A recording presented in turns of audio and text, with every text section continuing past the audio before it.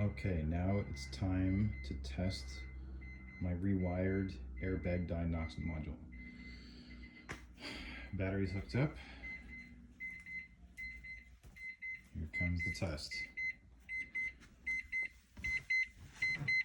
So what should happen, ignition on, the airbag light should turn on for a few seconds and then turn off.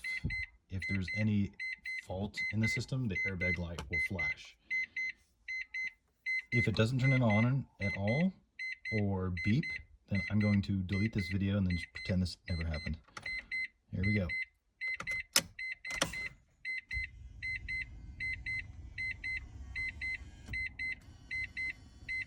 Look at that.